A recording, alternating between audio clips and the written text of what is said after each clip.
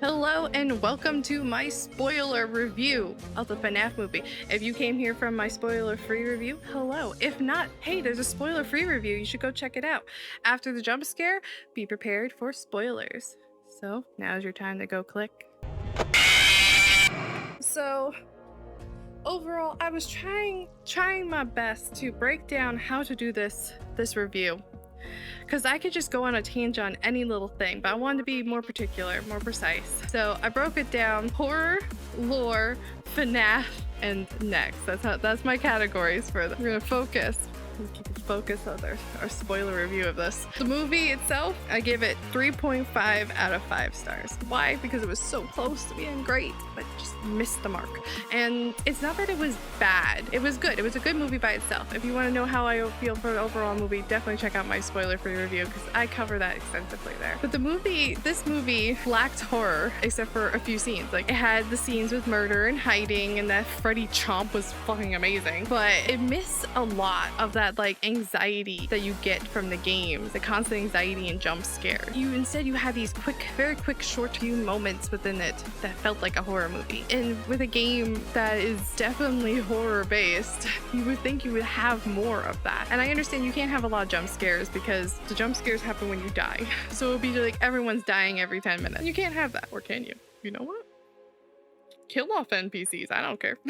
I just wanted more. Like, they had the dream sequences that kind of led to a little bit like a jump scare, but it wasn't quite. Maybe if they finished that and made it more, reached that point more, it would have been a little bit more scarier. Because the pacing with those dream sequences in there and then that cute yet corny fort scene really took the fear and anxiety out of it. I understand the reason why they put that in. They're heavily using the dream sequence to explain something, and I'm not quite sure exactly what, because it seems like they blatantly said like they can go back in time and change the fact, or maybe mentally fuck them over to think that his brother was alive still. I'm not quite sure where they were going with that, but it's definitely something to do with like mind control, dream fuckery, and probably something pulled right out of FNAF 4. Or it could have been just a complete meme of the dream theory that was originally there, but in that case they relied on it way too heavily for it to be a joke meme parody. Like, it was like, it's the plot point of the whole movie.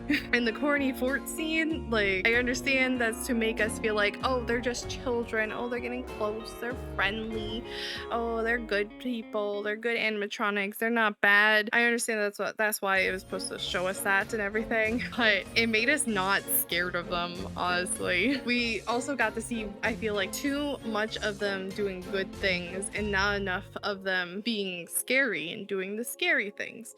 We only have them getting mad like twice, and that was at the beginning, or the like kind of the middle and then the end. You don't see a lot of it. I want to see more. And it was to the point where like you bring up the few times about the kids being kidnapped and like the brother being kidnapped, but you don't know who the villain is in this story. And you would think watching it, maybe, oh, the animatronics, because they're scary, they're gonna be the villain. Like, you're still not sure. And the only thing that's fully painted as the villain of the story is the ant, which has like nothing to do with FNAF. If it does, I'm sorry, please point it out, because I would like to know. It did not fit as the main overarching villain. So those are my main points with the horror. Like, I wanted to see more scary, I wanted more of the hiding and more of the cameras. You only get the cameras with the guys breaking in, really, and seeing it between things. And still, it would have been nice to have seen Foxy do that run on the camera, because when you see that in the game, it's fucking terrifying. And they had that in the B-roll, so why didn't they include that? I hope they like release the extended edition, because I want to see all that. I want to see the scary animatronics going at it and being scary. And I also want to see more of Afton being scary, because his scene there, beautiful, terrifying. I wouldn't want to be stuck in a room with him. And then it ended, and I was just like, wait, but no, I want more. I want more of that. That was good. I want that. So that's the horror aspect. It wasn't very horror-y. It was more goosebumpy than anything, which is disappointing. Overall, though, with the lore, if you wanted the lore to be answered, it's not going to be answered. I don't know why I would ever think it would be answered, but it's heavily not answered, because the lore focuses on Mike Smith and his backstory, not about Freddy's or FNAF, and it might connect to it if you start thinking about it, which I'll get into a little bit later, but it felt like it would have been better for either like a TV short series, or if they shortened that whole Mike lore in half or into a third. Honestly, I think it would have been fine. We still would have had the same level of Mike backstory if it was just brought down to a third, and then we could have had more animatronics, or at least it would have felt more balanced. Even if they didn't add more of the animatronics and the horror and everything, it would have felt balanced, and right now it's very unbalanced. I hope the extended edition, if they release one, which they better, I hope they do, I hope that has more animatronic stuff to balance it out. So that kind of brings me to like the whole reason why we're seeing this FNAF, Five Nights at Freddy's. We're so excited because this is our game being brought to life into a movie. We are all loving the lore, loving playing the game, loving the horror of it, watching YouTubers play it. We are dedicated fan base, so of course they took that into account, and they made the best fucking sets and animatronic ever. They're amazing. They fit the game really well. They look amazing. I wanted to touch Freddy and feel it because it felt like you could see that it had like a texture to him, and the way he moved, all of them moved like robot, but also not quite. Like they had a weird creepy vibe to them. It was just done really, really well. The opening 8-bit scene, just like the games, those games within the games it was such a vibe. It was fit perfectly. It was amazing. I loved it, and honestly that might be my favorite part of the whole movie, is that opening scene, because I wasn't expecting it. They didn't show that in the trailers. It was something completely new, and it also was something completely not new because it felt like the game. You also got to see, which I thought was crazy, pretty much saw Afton taking the kids to go murder them, and I couldn't believe that we were going to be seeing that in the movie. I also couldn't believe that we would be outright right in the beginning of the movie we'll be seeing it, and like that should be setting the scene for what the plot was, but you couldn't tell that plot existed. It was all about Mike trying to get a job, but he doesn't really care because all he wants to do is dream. That was like literally the plot, and I understand why he wanted to dream, but I felt like there's so much more. Continuing on with it, the acting of all the characters were really good, especially the main characters. I can go off on a tangent on everything, but like Abby, who played a young annoying child, she did it perfectly. My light just went out. Oh, that's creepy. Weird. We were talking about FNAF. The FNAF ghosts are gonna haunt the lights. So Abby plays the young annoying child perfectly, and honestly, like that car backseat scene where she's like, yeah, and just like looking all excited, that her acting brought the child like zone out joy, and I thought it was perfect. It was beautiful. But also with all of her acting, I was like, she is just like that annoying character in the game that you have to go rescue, that drag along with you, who constantly keeps getting kidnapped, and like you're game over when they get like too far away from you or something, like, and they keep doing stuff wrong. That's how she felt like her vibe. Her acting was so good for that, and I thought that was hilarious, getting that vibe from something that's based on a video game. Even though like that doesn't happen in the game, it's still a vibe. It worked. The other bits of the movie, like the ghost kids, it was cool to see the ghost kids all represent like the hat, the hook, like the claw, the hook, and the bib, like all the stuff that signify the ears, that they are the specific animatronic. I thought those were all cute, easy symbolism, especially for people who don't know the lore. That being said, I felt like we saw them way too much, and I understand because it was the dream sequences, and if we cut the dream sequences back, it would be better, but we saw them way too much, and we talked with them way too much. I feel like Golden Freddy talked a lot, which I thought was weird. Now the other one turned off. What is happening? So the kids were cool to have their, like, the kid kind of backing up and becoming one with the animatronic, and then you see like Foxy emerge. Like that was done so well. Like transitions in general were done really well in this, like especially anything to do with movement. That transition, so good. And the kids being very kid-like but murdery felt a little bit disconnected, because I feel like they tried so hard to make them look like and feel like children, the animatronic, by showing the kids so much, but then they just turned it a little bit to make it like they're still murderers, which when I think of a child, I don't typically think murderer. So it seemed a little disconnected there with the message that the movie was trying to present that people who are lore fans might be confused by. The most murderous of the kids was definitely like Golden Freddy. Like he had that smirk and was like leading like Abby, going out of his way. And then he seemed to still be disconnected from the other kids, and especially taking pleasure in locking Afton up, and Afton seeing the kid and everything like that. It makes me think this one was very murdery, crazy even, and outside of the pizzaplex. Not pizzaplex, this is a pizzeria. He's outside of it, and he just seems like he doesn't go in, or something is wrong there.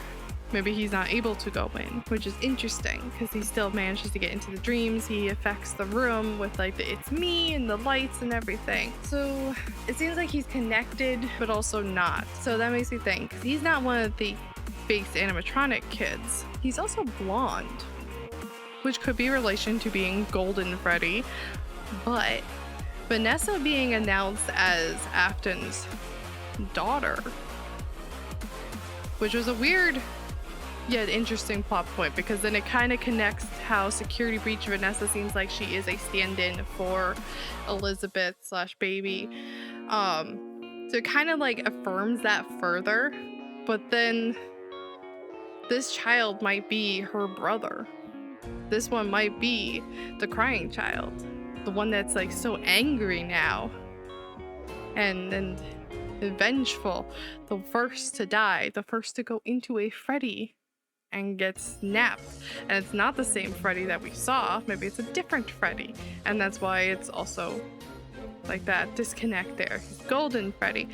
So there's different ways to weave in the lore that we know with the lore of the movie, and I'm really excited to see how that kind of continues by the lore masters out there like Matt Pat, which I was so surprised that Matt Pat was in that, because I did not know he was in it. He was so adamant that he wasn't, and I didn't get spoiled that he was in it, so when I saw it I freaked out. I was so surprised. I was like, oh my god. I was kind of hoping that there would be like a Music Man or something, like the whole time, like we'll see Music Man and the whole theater would yell Music Man out there. That never happened, but seeing Matt Pat was crazy. So I can't wait to see his review of it. Having now been in the movie, he probably knows a lot more and has known for a while. That he probably has a good review lore summary of the movie, and then probably a way to connect it to the FNAF universe between the games and the books. So going back to the main plot point of this FNAF movie and how to kind of connect it to doing my own trying to connect it, it's probably not going to be good, but the way that Afton freaks out when he sees Mike Schmidt's last name is very interesting. At first is yes, because we all know William Afton is, like, we figured that from the trailer. He kidnapped Mike's brother. So we already figured that. With that in mind, it was probably premeditated. So I would have assumed that maybe Garrett was a attendee to Freddy's, and then things went awry. Either he wasn't happy with the yellow rabbit, or he really loved the yellow rabbit and left an impression on Afton, and that's why he was like, I'm gonna go kill him, and kidnapped him. That's the only thing I think of, but I feel like it's still a little bit of a stretch. And the fact that he would know the name, I understand the serial killers can sometimes have a really great memory of their trophy, in the sense of their kills, but the knowing Mike Schmidt's name and relating him to the kid that he killed, I feel like is very, very important to the lore there. And it makes me wonder if there's more. If it's not just that Garrett was a kid at Freddy's, what if there is a lot more? Because Mike's mom's dead, which we do assume. We don't see any of the moms in the games. We assume like Ballora is stand-in for the mother, so we don't really see much. But the father is still alive. The father just left, is gone. What if the father is Henry, or the movie's lore world of Henry, in this like kind of different but similar story. And maybe in that same sense, then Garrett wasn't just a target.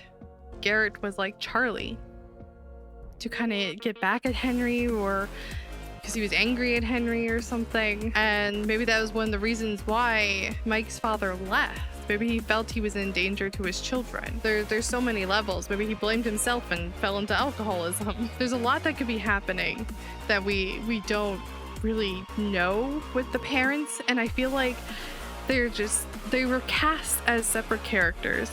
It was not young Afton, and even then he would look almost the same, just without the goatee or something. Like he would be the same. So it cannot be that Afton is his father. He would also, I think, remember that, but there is a chance, due to mind washing and trauma as well, that he would just not remember his father. But I feel like because of the casting preferences, which could also be his memory faking who his parents were, so Mike could still be Afton's son. But I don't think it is. I think it's more likely for him to be Henry's son. So then you have a lot of that going on, and then baby would be then Henry's daughter. It's a lot to go through, but it makes you think that there could be more hidden plots in there that just didn't come out through the movie. So if they have an extended movie release, like extended version, director's cut or something, then maybe they're gonna have a lot more. And that would also explain if he had this connection, his father had this connection to Afton and Freddy's beforehand. That would also explain why Abby, who would be too young to have been really at Freddy's, because she's like 6 to 12 years old. She's very young, and this is taking place in 2000. This was shut down in the 80s, right? Or the early 90s, one of those. So she would not have been alive when this was shut down. So she would not have been able to have that connection. The only connection she would have is through Garrett, who's another one of the victims by Afton. But then that would mean his spirit was visiting her and bringing friends. But we don't see Garrett's spirit ever with the other animatronics. Where is his body? What happened with him? Is his death different? Or what we do see his animatronics is there's a chance, it's really hard to see, but there's a chance the marionette is in one of the scenes. So maybe he is the marionette. There's so much that he could be. He could be Balloon Boy. So we don't know exactly where his body is, and there's not that connection there. And since she knows about Garrett's kidnapping, not from Garrett himself, but from the Golden Freddy, that makes me think that she doesn't have that. She doesn't see Garrett. She doesn't see that ghost. So what is this connection? Why did Golden Freddy bring all these kids to see her before she ever got to Freddy's? The fact that she drew everything before then and was having these friends since like the dad left.